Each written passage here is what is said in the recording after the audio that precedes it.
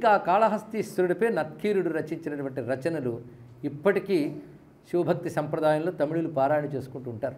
ఆయనే సుబ్రహ్మణ్య ఉపాసకుడు. అసలు 6 పడై వీడు అంటూ 6 సుబ్రహ్మణ్య క్షేత్రాల గురించి ప్రస్తావన చేసింది నత్కీరుడు. అందుకు చెప్పుకున్నాను అక్కడ. నత్కీరుడే తిరుచెందూరు, తిరుత్తణి, పళముదురుచోళై, తిరుప్పరకుండ్రం, స్వామిమలై, ఇచ్చా తిరుత్తణి, ఇచ్చాదని పళని, ఇవన్నీ ఇచ్చినవాడు ఆయనండి. ఇక్కడ ఈ క్షేత్రంలో ప్రాధాన్యం చూపించాడు. ఇవన్నీ స్వామి చెప్పాడు ఆయనకి. నేను ఈ క్షేత్రంలో ఇలా ఉంటాను అని చెప్పినటువంటిది. అందుకే దీన సంతాప నాశనాయ నమః అని నమస్కారం చేసుకుంటున్నాం. స్వామి యొక్క కృప అలాంటిదయ్యా అన్నాడు. పాపశాపాల నుంచి కూడా పోగొట్టేవాడు. దేవాయ నమః, దివ్యాయ నమః, దివ్యాకృతయే నమః. ఆయన గోచరించిన స్వరూపమే దివ్యాకృతి. దీర్ఘవృత్తాయ నమః. ఏమి గొప్ప నామం అండి. దీర్ఘమైన వృత్తం అంటే పెద్ద సర్కిల్ రూపంలో ఉన్నవాడని అర్థం. ఇక్కడ వృత్తం అంటే సర్కిల్, దీర్ఘవృత్తంట అంటే అత్యంత పెద్ద వ్యాసార్థం కలిగిన మహావృత్తమయ్యా అన్నాడు. ఇక్కడ ఏమిటా వృత్తం? విశ్వము వృత్తము, అనంత విశ్వం ఒక వృత్తము, జీవితం ఒక వృత్తము. ఎవడు బ్రతుకు వాడికి వృత్తమే, పుట్టుటి నుంచి చచ్చే వరకు, మళ్ళీ చచ్చేటి నుంచి పుట్టే వరకు వృత్తం. ఇదే తిరుగుతూనే ఉంది ఇక్కడ, నిరంతర వృత్తం. దీనికి అంతు పొంతు లేదు కనుక సర్కిల్ అనంతవాచి అంటారు ఇక్కడ వృత్తం. కనుక ఎక్కడ అంతు పొంతు లేనిది అది. అలాంటి అనంత విశ్వం, ఈ విశ్వం అంతా వ్యాపించిన వాడేవాడు కనుక నిరంతరాయంగా. పైగా వృత్తం పరిభ్రమణ సంకేతం అన్నాడు. ఇక్కడ వృత్తం అంటే నిరంతరం తిరుగుతోంది. ఇక్కడ నిరంతరం తిరుగుతూ సృష్టి స్థితి లయ, సృష్టి స్థితి లయ అని దీర్ఘవృత్తంగా తిరుగుతున్న సంసార చక్రం అన్నారు. ఇక్కడ చక్రం అంటే సంసార చక్రమే కదా. ఈ సంసార చక్రం అంతా వ్యాపించిన వాడెవడు? ఆయన ఎప్పుడు దీర్ఘవృత్తం. ఈ వృత్తం చెప్పడంలో విశేషం ఏంటంటే, ఈ సంసార చక్రం వృత్తమైతే వృత్తం అంతటికి శక్తి కేంద్రంలో ఉంటుంది కదా. కానీ ఆయన కేంద్రంలో ఉన్నాడు. దీర్ఘవృత్తానికి కేంద్రముగా ఉన్నవాడు ఆయన. ఆ మాటకు వస్తే కేంద్రం దగ్గర ఉంది బిందువే. కేంద్ర దగ్గర బిందువు ఉంటుంది, అది విస్తరించి పరిధిలో వృత్తం అవుతుంది కదా. బాగా ఆలోచిస్తే బిందువు విస్తరిస్తే వృత్తం, వృత్తం సంకోచిస్తే బిందువు. ఇది తెలుసుకోవాలి ఇక్కడ మొత్తం అంతే. ఇక్కడ ఇందులోని రహస్యం అంతా ఉంది. అందుకే బైందవాసన అన్నారు. ఒక డాట్ పెట్టండి ఒక పేపర్ మీద, మ్యాగ్నిఫైయింగ్ గ్లాస్ తీసుకుని వెళ్ళండి, ఒక పెద్ద సర్కిల్లో కనబడుతుంది. ఒక సర్కిల్ని చాలా దూరంగా పెట్టండి, బిందువులా కనబడుతుంది. ఏమిటిది? కనుక అత్యంత బిందుస్వరూపంగా ఉన్న పరమాత్మ విశ్వమనే మహావృత్తంగా విస్తరించాడు కనుక దీర్ఘవృత్తాయ నమః అనే నామం ఇంత విశేషమైనటువంటి భావంలో చెప్పబడుతుంది. ఇంకే అర్థం చెప్పగలరు దీనికి తప్ప? సంసార చక్ర రూపంలో ఉన్నవాడు సూక్ష్మమైన అతడే స్థూలముగా విస్తరించి విశ్వభ్రమణాన్ని నడుపుతున్నటువంటి వాడు. దీర్ఘబాహవే నమః. ఏమి చేతులండి బాబు! వెంటనే దీర్ఘదృష్టయే నమః. ఆయన చూపులు చాలా దూరం ప్రయాణిస్తాయట, ఎక్కడికైనా. కానీ ఎంత దూరంలో ఉన్నో చూస్తాడు. దవీయాంసం దీనం స్నపయ కృపయా మామపి శివే. ఎంతో దూరంగా ఉన్న నాపై కూడా నీ చూపు తిప్పమ్మా అంటే, అంత దూరంగా ఉన్నవారు ఎలా చూస్తానరా అంటే, నీ చూపైన సూర్యుడే కొన్ని కోట్ల కాంతి సంవత్సరాల దూరంలో ఉన్నా మాపై పడట్లేదా? కనుక ఎంత దూరంగా ఉన్నా నీ చూపు ప్రసరిస్తుంది, ఎంత దూరంగా ఉన్నా నీ చెయ్యి పట్టుకుంటుంది మమ్మల్ని. కనుక నువ్వు చెయ్యూతనిస్తావు మాకు. చెయ్యూతనిస్తావంటే నా చెయ్యి అంత పొడుగు కాదయ్యా అంటే, నీ చెయ్యి అంత పొడుగు మరొకటి లేదయ్యా అన్నాడు ఇక్కడ. కానీ ఎక్కడికైనా వెళ్ళగలదు, దేన్నైనా పట్టుకోగలదు చెయ్యి. ఎందుకంటే చేతిని ఎందుకు చెప్పారంటే, నీ చెయ్యూత కావాలి, నువ్వు పట్టి నడిపించాలి ఎంత దూరంలో ఉన్నా. అందుకే దీర్ఘబాహవే నమః. ఉత్తమ సాముద్రిక లక్షణాల ప్రకారం ఆజానుబాహు దీర్ఘబాహు అంటారు. అలాంటి దీర్ఘబాహు అంటే స్వామి. అలాంటి బాహువులు 1 2 12 బాహువులకి దండం పెట్టి ఆశ్రయిస్తున్నాను ఆ బాహువులను అన్నారు శంకరులు.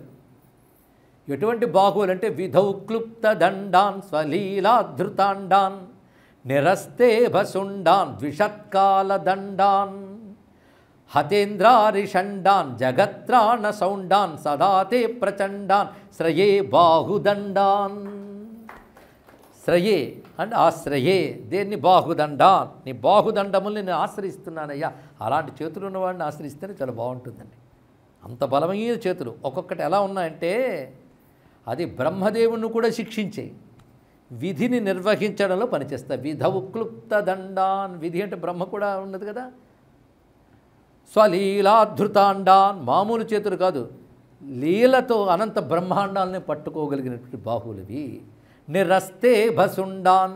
ఏనుగు తొండముల్ని ఓడిస్తున్నాయి. ఏనుగు తొండాలు మొదట బలంగా ఉంటే క్రమంగా సన్నగొస్తాయి. అలాగే ఆ జబ్బల దగ్గర విస్తారం ఉంటూ క్రమంగా సన్నగా ఉన్నాయట. అది బాహువుల్ని ఏనుగు తొండములతో పోల్చడం ఒక కవి సమయం. నిరస్తేభసుండాన్ ద్విషత్కాలదండాన్, ఆ చేతులు శత్రువుల పాలిటి యమదండాల్లో గోచరిస్తున్నాయి. హతేంద్రారిషండాన్, ఇంద్రుని శత్రువుల సమూహాన్ని హతం చేసేటటువంటి ఆ చేతులు జగత్రాన సౌండాన్, జగత్తుని రక్షించే సమర్థములు. అలాంటి ప్రచండాన్ బాహుదండాన్ సదా ఆశ్రయే, అలాంటి బాహుదండాలను ఆశ్రయిస్తున్నాను అంటే ఆ చేతులు ఎంత గొప్పవో తెలిసాయి కదా. మరొక్కసారి అనుకుందాం, ఆ చేతులను అభయమిచ్చే చేతులు. విధౌక్లుప్త దండాన్ స్వలీలాధృతాండాన్ నిరస్తే భసుండాన్ ద్విషత్కాల దండాన్ హతేంద్రారిషండాన్ జగత్రాణ సౌండాన్ సదాతే ప్రచండాన్ శ్రయే బాహుదండాన్. అలాంటి స్వామి యొక్క బాహువుల్ని దీర్ఘబాహు అన్నారు. ఇక దృష్టి, అపార కరుణా దృష్టితో ముల్లోకాల్ని 3 కాలాలని సదా దర్శించేవాడు గనక దీర్ఘదృష్టయే నమః, దివస్పతయే నమః. దూరమైన చూడగలిగేవంటే సూర్యుడు గుర్తొచ్చాడుగా, సూర్యుడివే నువ్వు అన్నారు ఇక్కడ. దివస్పతి అంటే పగటికి ప్రభు అయినటువంటి వాడు. ఇక స్వామి యొక్క దండనీతిని చూపిస్తున్నారు. దండాయ నమః, దమయత్రే నమః, దర్పాయ నమః, దేవసింహాయ నమః. నరసింహ విన్నారు, నరుల్లో సింహం. ఇది దేవతల్లో సింహం అంట. దేవసింహాయ నమః. సింహ శబ్దం శ్రేష్టవాచకం. అందుకే దేవతలే గొప్పవారైతే వారిలో గొప్పవాడిన. అంతేకాదు నరసింహస్వామి నామాల్లో దేవసింహనామం ఒకటి ఉంది. నరసింహునికి ఈనుకున్న అనుబంధం మనం ప్రస్తావన చేసుకున్నాం కనుక దేవసింహాయ నమః. దేవుడైన సింహము, సింహమైన దేవుడు, రెండు కూడా అయినాయి. దృఢవ్రతాయ నమః.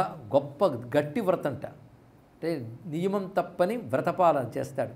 ఏమిటా వ్రతము అంటే ఈ లోకాల్ని నడపడమే ఆయన వ్రతం. ఆ వ్రత నియమాలు ఎప్పుడు తప్పడు కనుక దృఢవ్రతుడు. అంతేకాదు దదామ్యేతద్ వ్రతం మమ, భక్తులను అనుగ్రహించడమే నా వ్రతం అన్నాడు రాముడు. భగవంతుడి మాట అది. అదే మాట అది దృఢంగా పాటిస్తాడు. దృఢవ్రతాయ నమః. ఇక దుర్లభాయ నమః, దుర్గామాయ నమః, దీప్తాయ నమః, దుష్ప్రేక్షాయ నమః. ఇవన్నీ విష్ణు శాస్త్రంలో కూడా వస్తున్నాయి. దుష్ప్రేక్షాయ అంటే అంత తేలిగ్గా చూడలేం, కళ్ళు మిరుముట్లు గొలిపే తేజస్సు ఆయనది. చోళరాజు కథలో చెప్పుకున్నాం, ఆయన యథాతథంగా కనబడితే కళ్ళు మిరుమిట్లు గొలిపే. దురోదరఘ్నాయ నమః. దురోదరం అంటే ద్యూతం అని అర్థం. జూతము మొదలైన దుష్టత్వాన్ని పోగొట్టువాడు అంటే భగవంతుడు. అలాంటి లక్షణాలకు దొరకడు. ఇది దురోదరమని జూదానికి ఎందుకు పేరు పెట్టారు అంటే దాని ద్వారా సంపాదించి కడుపు నింపుకోవడం దోషం. ఇది తెలుసుకోండి. దురోదరం అంటే చెడ్డ కడుపు అని అర్థం. మామూలుగా చెప్పుకోవాలండి అంటే తప్పుడు పనులతో కడుపు నింపుకుంటే వాడిని దురోదరుడు అనాలి అన్నాడు. ఇక్కడ పాప కార్యాలతో కడుపు ఏం చేస్తామండి, కడుపు నింపుకోవడానికి ఆ పాప పనులు చేస్తున్నామంటే ఎంత దౌర్భాగ్యం. దానితో కడుపు నింపుకుంటున్నాడు కదా, అది దురోదరం. అలాంటి దోషములు అలాంటి పాపములు పోగొట్టేవాడు దురోదరఘ్నాయ నమః. దుఃఖఘ్నాయ నమః, దురారిఘ్నాయ నమః, దేవసేనేశాయ నమః. దేవసేనకు ఈశ్వరుడు కదా, దేవసేన అంటే అమ్మవారు. దేవసేనకు పతి అయినటువంటి వాడు దేవసేనేశాయ నమః. ఇక్కడ కళ్యాణ సుబ్రహ్మణ్యుడు వచ్చాడు. రెండో ఆవిడ కూడా వచ్చాక సంపూర్ణం చేసుకుందాం. దేవసేనేశాయ నమః, దుర్జ్ఞేయాయ నమః. ఇందాక దుర్విగాహ్యాయ నమః, అలాగే దుర్జ్ఞేయాయ నమః అంటే అంత తేలిగ్గా తెలుసుకోలేము అటువంటి వాడు. దేవర్షయే నమః. దేవర్షిట ఆయన. దేవర్షి నారదుడితో బ్రహ్మగారు చెప్తున్నారు, దేవర్షి సుబ్రహ్మణ్య స్వామి అయ్యా అన్నాడు. ఇక్కడ అంటే దేవతలుగా ఉంటూ ఋషి అయిన వాడు. అంటే సుబ్రహ్మణ్యుడు దేవతేగా, కానీ దేవతే కాదు ఋషి కూడా. దేవర్షయే నమః. అంతేకాదు దేవర్షి అంటే నారదుడు. నారదు కంటే ముందు కొందరు ఋషులు వచ్చారు. ఎవరు? సనక సనందన సనత్కుమారాదులు, వాళ్ళు దేవర్షులే. సనత్కుమారుడు సుబ్రహ్మణ్యుడు అని చెప్పుకున్నాం కనుక దేవర్షయే నమః సరిపోయింది. ఇక్కడ దైవజ్ఞాయ నమః. దైవం తెలిసినవాడు అంటే ఏమిటి? దైవం అంటే దైవం దిష్టం భాగధేయం అదృష్టం అని అర్థం. దైవం అంటే దేవుడని కాదండి. దైవం అంటే ఇదివరకు నువ్వు చేసుకున్న కర్మఫలం, దానికి అదృష్టమని భాగ్యమని దైవమని పేరు. అది తెలిసినవాడు ఆయన. నీ భాగ్యం నీకు తెలియదు, దానికి తెలుసు. అందుకే లోకంలో జ్యోతిష్ శాస్త్రవేత్తని దైవజ్ఞులను ఎందుకంటారంటే నీకేం జరగబోతుందో వాడు చూపిస్తాడు నీ అదృష్టం. అదే అదృష్టం ఏంటో తెలిసిన వాడిని దైవజ్ఞులు అన్నారు. ఇక్కడ ఆయన కంటే సుబ్రహ్మణ్యుడి కంటే దైవజ్ఞుడు ఎవరున్నారండి ఇక్కడ? అందుకే అందరి అదృష్టాలు తెలిసినవాడు కనుక దైవజ్ఞాయ నమః. ఈయన పట్టుకోండి, ఆయన చూసుకుంటాడండి ఇక్కడ. అంతేకాదు దైవ చింతకాయ నమః. దైవాన్ని చింతన చేస్తాడు. అయ్యా ఆయనే దైవం కదా, ఆయన చింతన చేయడం అంటే తత్వజ్ఞాయ నమః, దైవచింతకాయ నమః. వీటికి అర్థం ఏం తెలుసుకోవాలంటే తత్వము తెలిసిన వారు దైవాన్ని చింతన చేసే వారి రూపములో ఉన్నవాడు అని అర్థం ఇక్కడ. అంటే భక్తులు యోగులు కూడా భగవత్ స్వరూపులే. ఎందుకు భగవత్ స్వరూపులు అయ్యారంటే నిరంతరం ఆయన్నే చింతన చేస్తున్నారు కదా, ఆయన అయిపోయారు. అది ఒక ఇనప మొక్కే సోదంటరు ఆయన 10 మార్లు రాస్తే అది సోదంటరు అయిపోతుంది ఇక్కడ. అలాగే నిరంతరం ఈశ్వర చింతన చేసేవాడు ఈశ్వరుడికి అభిన్నుడైపోతున్నాడు, ఆయన చింతనే చేస్తున్నాడు కనుక తద్రూపుడైన వాడు అని చెప్పినప్పుడు మనకు భగవంతుడు కనబడకపోవచ్చు, కానీ భక్తులు యోగులు సత్పురుషులు కనిపిస్తారు, వారే భగవత్ స్వరూపులను నమస్కరించుకోవాలి. తానే చెప్పాడు అందులో ఉంటానని. శుద్ధ సాధులందు సురలందు శృతులందు గోవులందు విప్రకోటియందు ధర్మ పదవియంతు తగిలి నాయందు వాడెన్నడలుగు నాడే హింసనుందు అని భాగవతంలో చెప్తూ శుద్ధ సత్పురుషులలో కోపగించుకుంటే నా మీద కోపగించుకున్నట్టే అన్నాడు. వాళ్ళ రూపంలో ఆయన కనబడతాడు, కానీ సత్పురుషుల రూపంలో మహాత్ముల రూపంలో ఉంటాడు కనుక వాళ్ళని ఈ నామంలో చెప్తున్నాడు. తర్వాత ధకారంలో ధర్మం ప్రధానం. ఇందులో ధకార నామాలు ధర్మమే ఎక్కువ వస్తుందండి.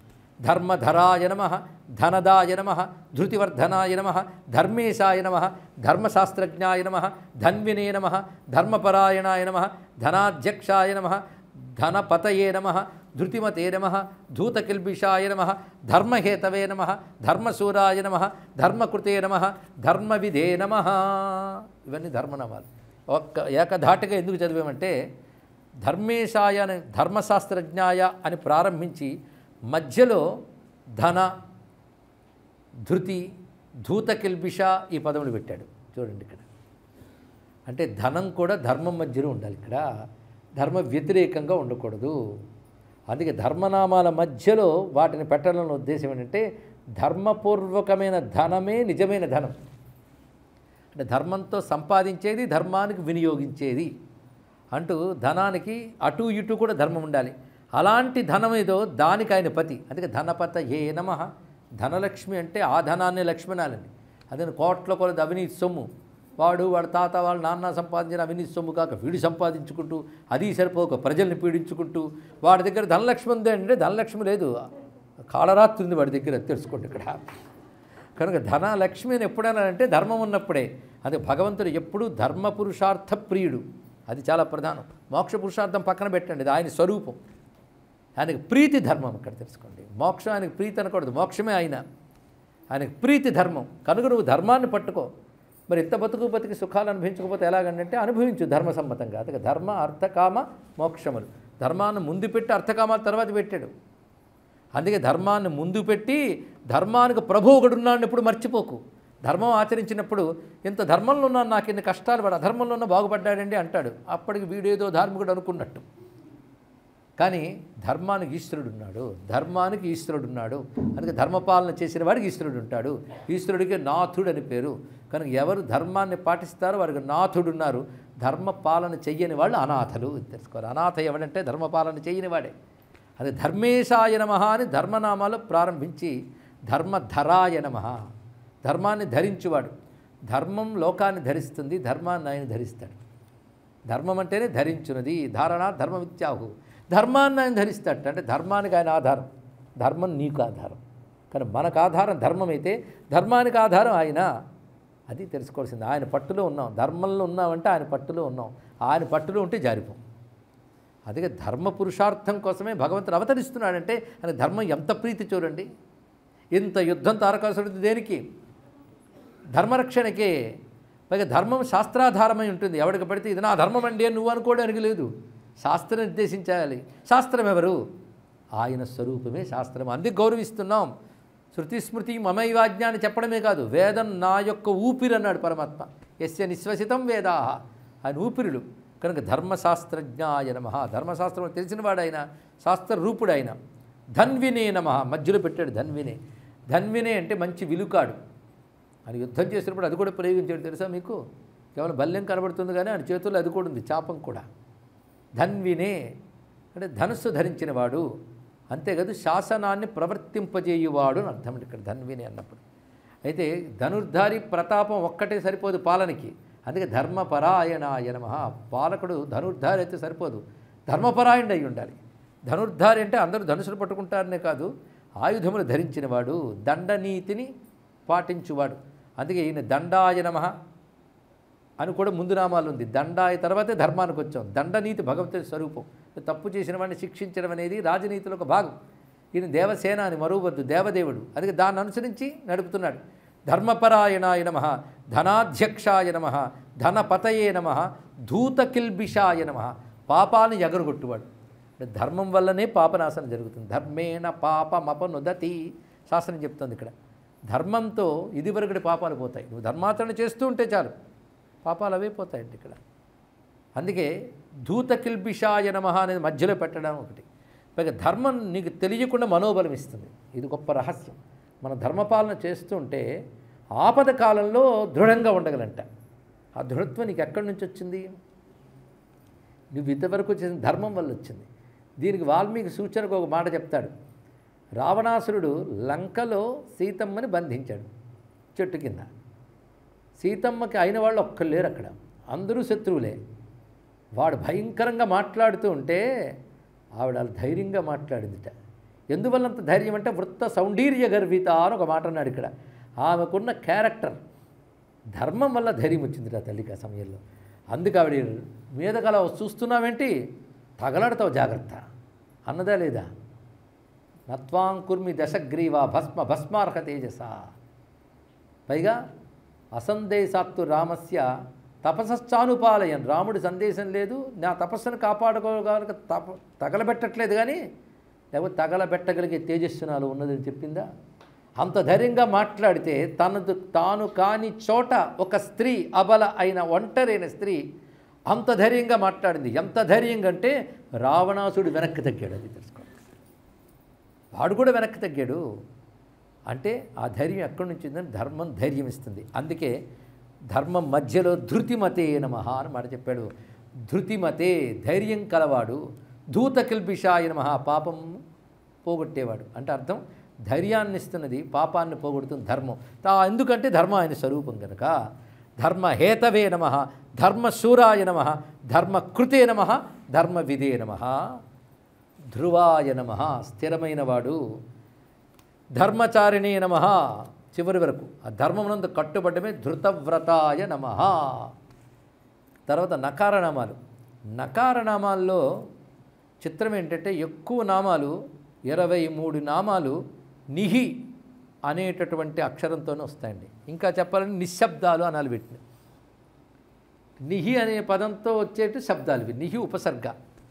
ఇది అమ్మవారి నామాల్లో గుంపు వస్తుంది. నిరాకార నిరాకుల నుంచి. ఇక్కడ ఎన్ని వచ్చాయో చూడండి. ముందు నిత్యోత్సవాయ నమః, నిత్యతృప్తాయ నమః. ఇక్కడ నిహి రాలేదు. నిత్యోత్సవుడు, ఎప్పుడూ ఉత్సవమే స్వామివారికి తెలుసా. ఎప్పుడూ ఏదో సందడి. వారానికి ఒకసారి లేదా సంవత్సరానికి ఒకసారి మనం చేస్తామా, కానీ ఆయన నిత్యము ఉత్సవమే. అలాంటి పైగా ఉత్సవ ప్రియుడు కూడా ఆయన. నిత్యోత్సవము అంటే వేడుగ్గా చేసేది ఉత్సవం కదా. అంటే సృష్టి క్రీడ నిత్యం చేసేవాడు కనుక నిత్యోత్సవాయ నమః అన్నారు ఇక్కడ.